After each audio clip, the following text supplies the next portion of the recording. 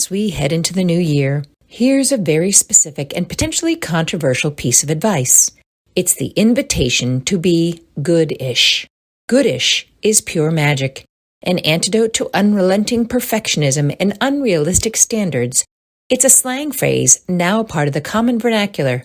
Goodish is not a mantra to which I can lay claim or copyright, but it's a realistic, achievable standard to which I hold myself every day. Now here's the controversy, and I apologize in advance because I know just how the concept of goodish is going to grate on the nerves of devotees of Jim Collins' 2001 best-selling book, Good to Great, Why Some Companies Make the Leap and Others Don't. It is lauded by some as the best management book ever written. There is a reason over 400 million plus copies have been sold.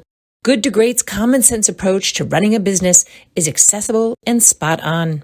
It's a great read, a great sentiment. Hey, I've got Jim Collins and Bill Lazier's BE 2.0, Beyond Entrepreneurship, Turning Your Business into an Enduring Great Company, on the stack of 2 reads on my desk.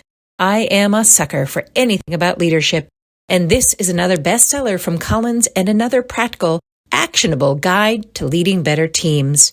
Now, I recognize that goodish might feel like a lowering of the bar and a settling for a lesser standard, but hear me out.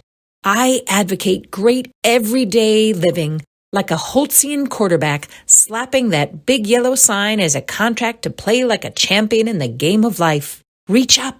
You can hit goodish every day. Rejoice when you level up to good.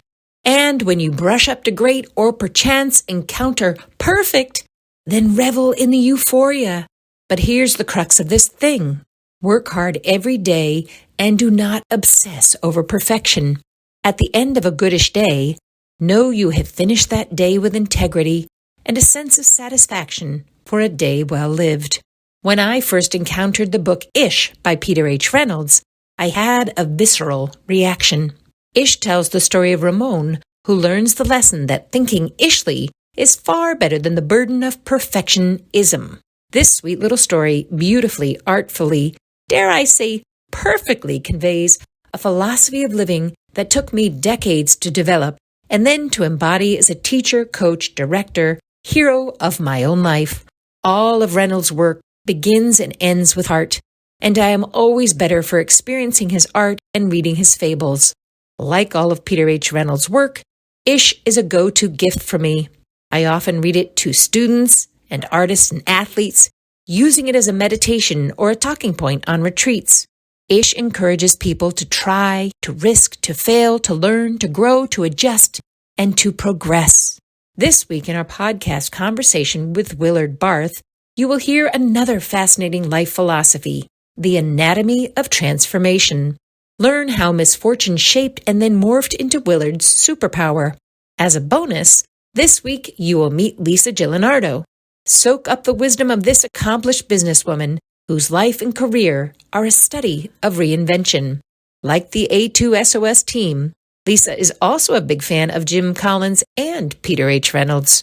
We are confident that this week's newsletter and double feature podcasts are chock full of ways you can refine the way you want to live into the new year and the new you. In homage to Peter H. Reynolds' sapient vision, my wish for you, may thinking ishly allow ideas to flow freely. Have a goodish year.